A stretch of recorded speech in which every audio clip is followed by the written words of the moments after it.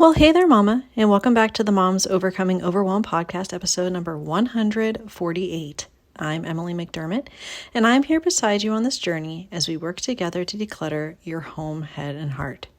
Well, since you are here, there is a good chance that you are overwhelmed. And I am so thrilled to have my friend Jessica Jackson back on the podcast today. Jessica is a homeschooling mother of four, host of the Thriving in Motherhood podcast, creator of the Thriving in Motherhood Planner, which I use, and journal, and cheerleader in her program, the Surviving to Thriving Toolkit. And she knows what it's like to try to find peace and balance between running a business, a household, and creating a strong family culture while real life keeps happening.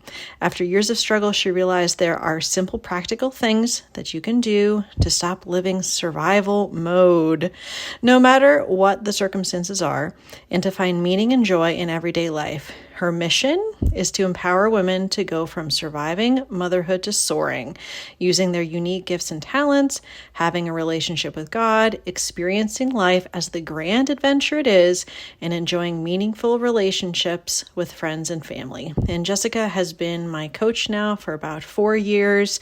I love her, and today we're talking about a yes list to help you feel less overwhelmed, talking about our shoulds, what we should be doing versus what is aligned with our why, what to do when you think you could take something off your list, but you're feeling a lot of resistance, and much, much more. So what do you say? Grab that notebook and pen, and let's dive into today's conversation with Jessica Jackson.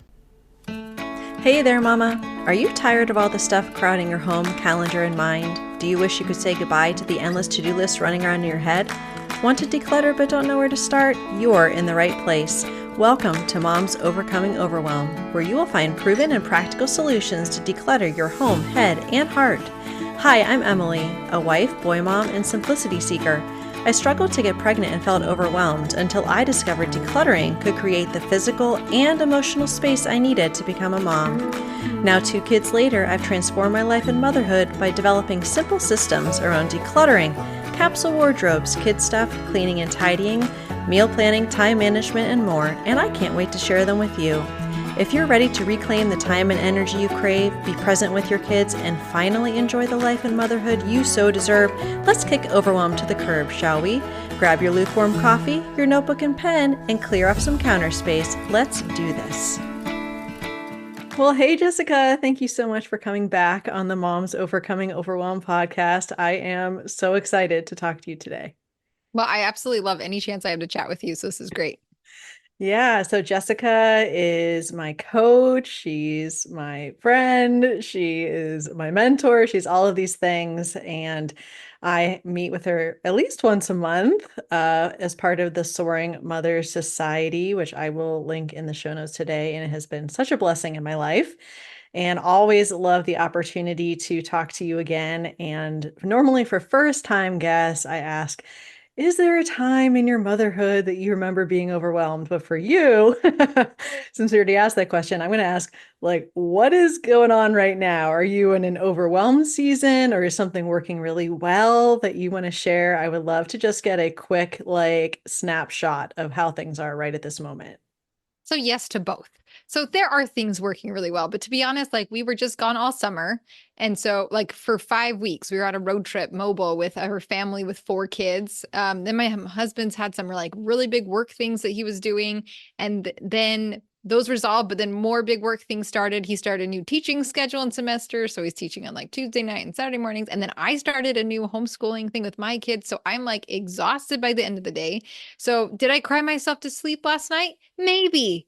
But it's going well. All those things are going well. But I just realized, what is wrong with me? And I'm well, in 2 weeks, we've done all of those things. It's just a lot. So yeah, this is a perfect show for me today. I love that. Yeah, definitely for me, it's been kind of oh my gosh, my house is quiet again because my boy started school a couple days ago. And I'm well, now I don't have excuses for things that I said the whole summer. I can't do this because I have children all the time underfoot. So Yeah, I have been implementing some things that I think have helped with like the rhythm of the day, but I love that. Yeah, some days we just cry ourselves to sleep or cry in the closet. That's usually my favorite place. I did both. Yeah, Okay. definitely did both. And then we go a stretch of time where we're like, oh, yeah, I can sort of handle this. I Yeah. was listening to your podcast, which of course we'll link in the show notes, Thriving in Motherhood podcast. I just love how you just keep it real, like no matter where you're at, but no matter what season of motherhood you're in, you're keeping it real. And one of the things that really caught my eye was this idea of a yes list, because a lot of times we think about like, our no list, like what am I trying not to say, not to do or not to say yes to, or also just the to-do list, which is kind of the never-ending thing. And I was just curious if you could walk us through like what a yes list is, kind of what that looked like for you, and then we can kind of talk a little bit more about like, okay, once we have the list, kind of what we do with it. So I'd love it if you could walk us through that. Yeah. So this really came to me because I don't know, things have just been like built. Sometimes you just have years and like seasons that are just a lot and they're kind of surprising a lot because you weren't expecting it. And it just kind of like happened. And then you're like, what's going on? And so earlier this year in the spring, that's really where this hit me, where things were starting with my husband's work that were kind of getting big. I had some health things that were surprising, just kind of all this stuff. And I'd started the year off like so enthusiastic because I'm like, I signed up for 6 different programs that I was a part of. I mean, I was like, I'm going to school from my home, like not, just like, I don't know, there are these legal things I wanted to work on and business things I want to work on and home things I wanted to work on and just then all the homeschool and the life and the family systems and so I think I just realized at some point, and books, so many books that I wanted to read. And so I kind of get to the point where I realized like I said yes to a lot of stuff and it was good things like singing in my church choir. And I mean, and I'm so loyal and I'm so committed that I finish whatever I start. Like that's how I podcast every year, week for 7 years, right? Like it's just ingrained. If you start something, you don't stop until you're done, or maybe never, I don't know. And so I just realized that that wasn't working. Like there were too many yeses. And in the season, I had to like back off. And I'm in another one actually. Like I'm pausing the podcast for the first time. Wow, I didn't know that. I That's know. I huge. haven't announced it yet. I just told you. But realizing like sometimes you just have to sit down and write. So what are all the things that I said yes to, right? Like we talk about like we're so burned out. We're on this treadmill. Like, well, who caused that? Me. Whose fault is that? Me. I'm not a victim. These are my choices. So this yes list, I was in the shower. That's where I get all of my inspiration. It's quiet. No one's talking to me. My kids don't go to school, so that's my spot. And just I feel like God was like, just write the list, write the yes list, and then let's look at it. And so when I wrote it out, it was helpful. It was long. It was a full page in my, Thriving a Motherhood planner. All the think and process lines are full. And I realized like, okay, now that I have this list, I need to look at it and be like, can some of this stuff just wait? That one's so hard. Like, why wait? Right? It's like, no, let's wait. Okay. Can things wait? Can I not do them? Can I let it go? Is it the end of its time? I think the pithy phrase is delete, delegate, automate, delay, right? But just like taking time to look at it and honestly, like I'm not in a situation where I'm automating a lot of things right now. That's actually not true. I am usually working on at least one system at a time, but I'm working on one system at a time, right? So there's just a lot of stuff that have to pause or wait or be messy for a little while. So mostly what I'm doing is in this season, it's like just no, no, no, maybe later, not right now, and really shrinking that list. So we came back, right? And I'm here during the summer. I was like, I'm going to write the book this year. I'm going to do all these things. And I realized, no, I mean, yes. In my brain, I'm like, it's all in my head. It's like all there. Why can't I just do it? And it's like, because I can't do everything all at once when I'm already doing all these other things. And so just in July, I did a whole cull and I like cut a bunch of stuff from my list of things I was sure I could do. And then I just did another one. I just culled a bunch of stuff. And for the first time ever, the podcast got cut for a while. Like I had to cut stuff. And so I think I'm just at a point in my life where this yes list is so powerful because you can get clear about what you're saying yes to and then just let the rest go for a while. Yeah, and I really appreciate it because I think you read more than anyone I know. I mean, especially with Yeah. like the personal development books, which I love and appreciate. And just to be able to go through that and be like, yeah, the things that I am reading right now, I've said yes to that, but also to be able to be like, I don't have to finish this or I don't have to finish it now. And I find one of two things happen when I start to do that for myself, go through a list like that. Number one, I start to judge myself because I'm either saying like, oh, this is something that I committed to, or what does this say about me that this is ridiculous? But like that I took a book out of the library and now I'm not finishing it, and but some of it is that when I have said yes to something and it's a good thing and it's something that I'm really excited about, and there are multiple of those things, it's kind of like that. Is it Lord of the Rings was like, my precious. Like I just don't want to let go. And I think, well, I can handle it. I can do it. Usually it's my husband that's like, you don't have to, right? I'm like, yeah, but I really want to. So when we start having that like resistance, whether it be judgment we put on ourselves, what we think others are going to think of us, if we are going to be letting some of this stuff go, how do you deal with that? Whether that be like personal guilt or like mom guilt or that whole thing where I feel like I have to do everything like right now. Like, what do you tell yourself as you go through that list to be like, especially for the podcast, that's huge, like to be like, no, this is something that in this season I need to let it go. Like, how do you actually make that decision and don't talk yourself out of it? So I think, first of all, like center of everything for me is time with God. And so I think like being in often constant discussion and prayer and thought, and I have built up this muscle where I think I've gotten some confidence in getting an inspiration and acting on it.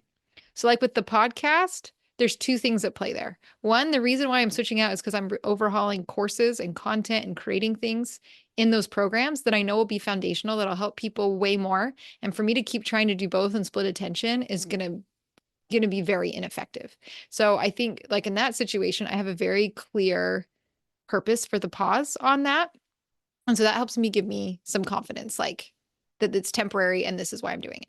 And it helps everybody, like not just me. It's going to help everybody way more. But that being said, like if it does feel weird, like all of this is messy, right? But I just have this, I have gotten good at I have a thought and then I act on it. I have a thought and I have to act on it. And the thought came like, just pause it. So you can do one thing. And it's not just like just pause it willy-nilly. It's like, no, I understand the principles, essentialism, right? One arrow. And I am so good at having 10, 20, 30 arrows and be like, I can do it. I'm the exception to the rule. But in this case, it was so clear this principle of like, you need one arrow right now in this domain of your life, just run with it. I think the other thing too is like I am so I hear people write lists. I'm like, I don't need to write the list. I've got it in my head. It's fine. But this time when I wrote it down, I can't even tell you. Like, just write down the list. Even if you're afraid, just write it down and make it an experiment, make it hypothetical, and just like, what if? Right? Just ask that question. What if I didn't do this? What if I pause this? What if, and you know what? Relief. I feel so much relief. Once I like stopped working on the book, I was like, geez, Louise, I feel amazing. Like it's just like, So, one of the things we talk about all the time is we need it to be able to experiment.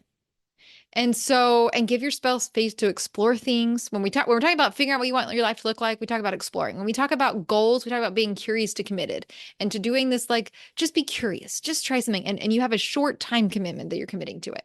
So maybe you're like, I'm just going to pause this for a little while. What if we just pause? You brought up extracurriculars. What if we just paused it for a month and didn't pay for it for a month and see what it feels like?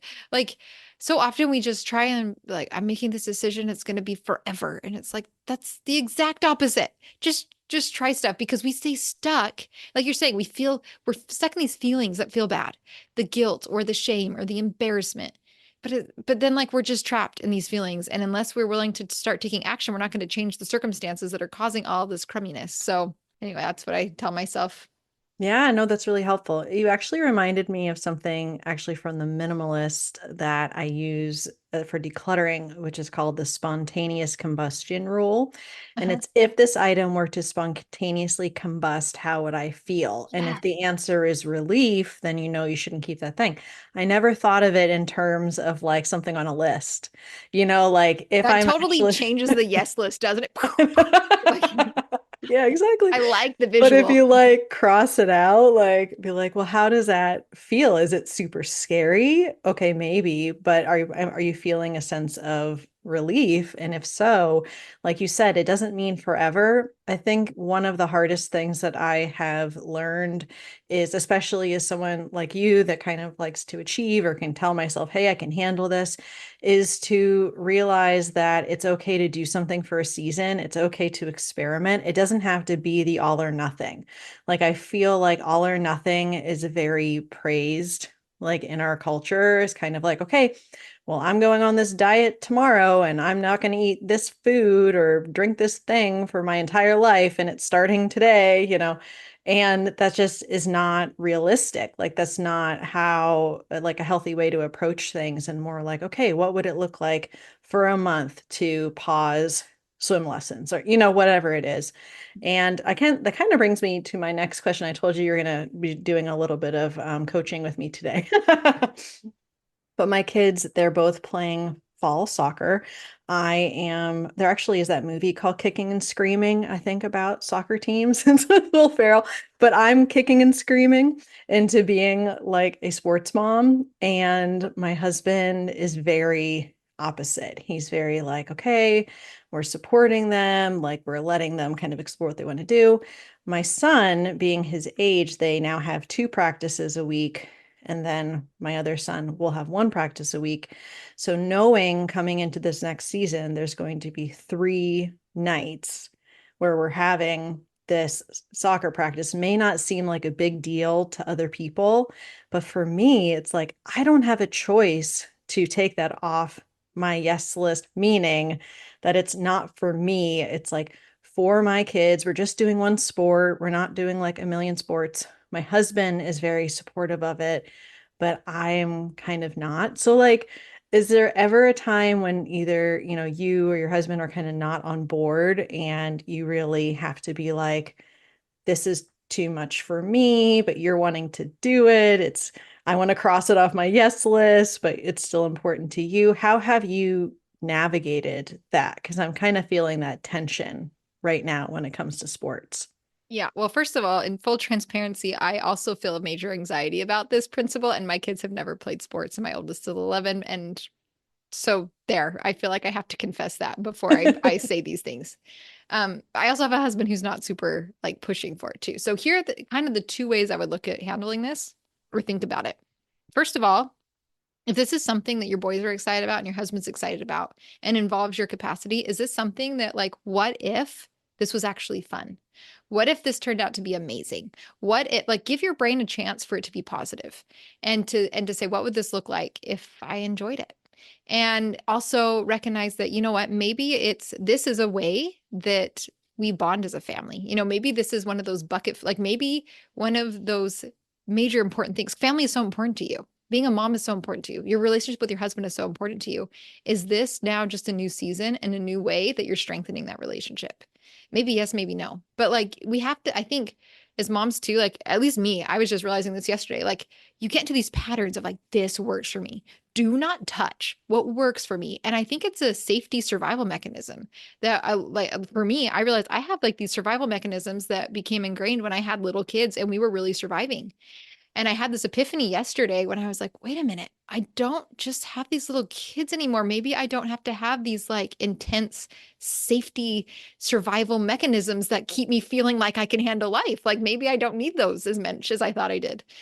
And so That's one option. And so then if that's the case, and in tandem with that is then having the conversation of your husband, not, I don't want to do soccer. What can we instead? It's like, okay, we're doing soccer. So that means my capacity now, energy and time is shifting. So what are we going to give up? How are we going to change this? Like, what else can I cross off my yes list? Or what are you going to pick up? Or, like, and or even the boys, like how can you wrote them in, hey, we're doing soccer, but that means I'm not doing this at this time like I thought to. So how can we, I instead of putting all on us and just getting stuck in guilt and shame, it's we need to have a family meeting. Things are changing. How exciting. I'm excited. You're excited, but we have a problem. How can we solve this problem? Let's talk about it, and just make it more of a collaborative process instead of just like holding on to it all ourselves.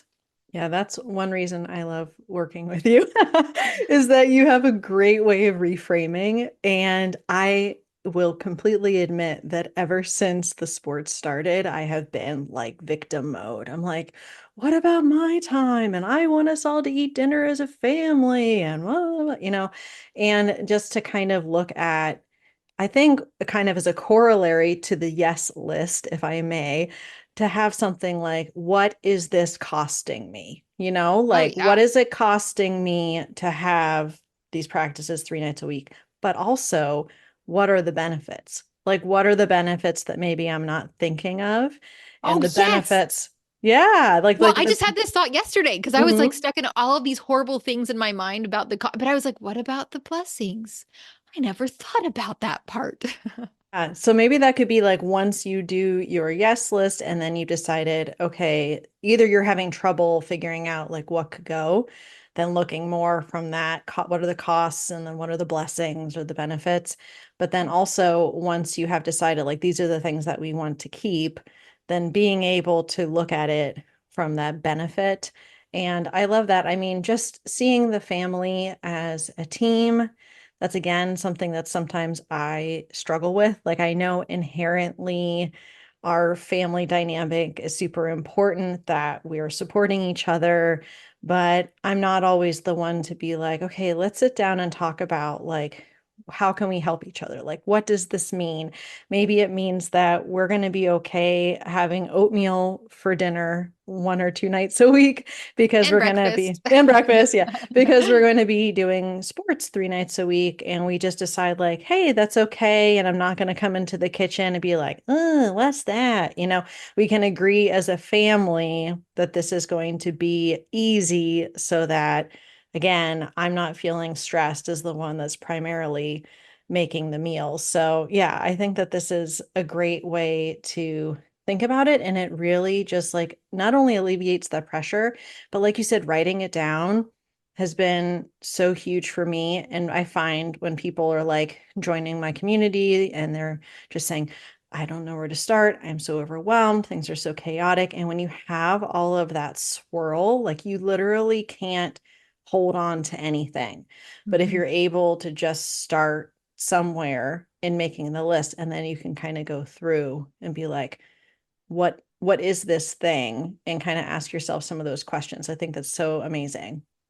Well, I think the other thing too is like you get to the end of the season and you might realize, nope, family dinner 3 nights a week matters a whole lot to me. That was a great experiment, but sorry guys, we need a different solution because we really noticed a lack without that. Like that's also a possibility. And so I think you can leave that, like you're not necessarily, I'm not saying you're wrong, right? Like you might be spot on. This might not be the right thing for you. And so I think just being open to both and also giving time for the experiment to run its course, but also like having that conversation ahead of time, like, hey, these are my concerns. These are the things I'm worried about. And so I want to circle around at the end of this time and we're going to evaluate that and see together if this was worth it or not. And so it's like not, yeah, so you're not boxed in. Yeah. I think my last question would be just kind of like when it comes to any external pressure that you might feel. Now, for me, it would be more other people within our school district or maybe like PTA responsibilities, what other kids are doing when it comes to sports and activities, and feeling just sort of like that's interesting. So and so has their kid in this, and this, or I guess I could volunteer for this thing. Like I got an email today about them needing soccer coaches. I know nothing about soccer. I have no interest in learning, but the people pleaser in me rises up and goes, "Oh, well, maybe you can learn how to be a soccer coach." And then the other part of my brain is like, "Are you crazy? You're a band geek. You know nothing about soccer." And I guess for you, that might be more applicable with the homeschooling. It might be more applicable for like the church responsibilities because you were mentioning like the church choir and everything. How do you deal with whether that is actual pressure or you're just kind of like sensing it? Like, service is important to me. I want to be able to serve within my church. It is a value of our faith organization that we are serving, but this is like outside of my capacity right now. How have you been able to deal with those external pressures, whether they're overt or kind of, a little bit more nuanced? That's a great question. I don't think that there's one right way, one only way. I think there's so many like case by case things. Like one, it's like, well, I'm just comparing myself. I'm now like, okay, comparisons, you just got to kind of push them under the rug and out the door. I think that this is going to be kind of boring. It's what I always say, but time with God. Because I find that the more confident I am in what I've already chosen to do or what he's placed in my path, it's easier for the other things to fade away. But then sometimes the answer is yes, you need to go do those things. And I find that, for example, like someone messaged me and asked for help, right? And it's like, well, but okay, but I have these other things I'm already doing today. And somehow, prayerfully, everything falls into place and I can do all those things, or right now, I have many times said the prayer as our seasons of life change. Hey, I feel like you want me to do a podcast and create this program. Oh, and homeschool my kids. Oh, and support my husband. Oh, and now I have older kids and they have different needs. And I don't know how to solve these things. And how do I puzzle this together? And every time, oh, and I'm running a household and it needs to be decluttered. And, okay, the list keeps going, right? And these are all good things. And sometimes we can't just delete them, right? Like that's not always the answer. And so I feel like when I come back to it, I said, okay, how is this going to work out? Because this feels right to me, but how? And I always get inspiration. I always get help. I always get these little details.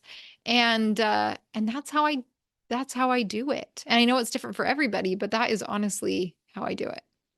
Yeah, I love that. And then sometimes, my inclination is, oh, what kind of resource do I need to seek out in order to figure out how I'm going to juggle all this? Like, Mhm. what, podcast do I have to listen to, or book do I have to read, or any of that? And a lot of times it's just allowing myself to get quiet and to have that time with God and to be able to like discern that. And I will say, and one of the things I love our pastor says, he says, prayer should be your first response, not your last resort, which I love because a lot of times, and I'm, guilty of this, it's just my last resort. It's kind of like, oh my gosh, I'm at the end of my rope and God help me, instead of After talking to proactively. like 10 other I know. women, right? Then your circle, like, I have to call and say this thing 12 times before I can pray.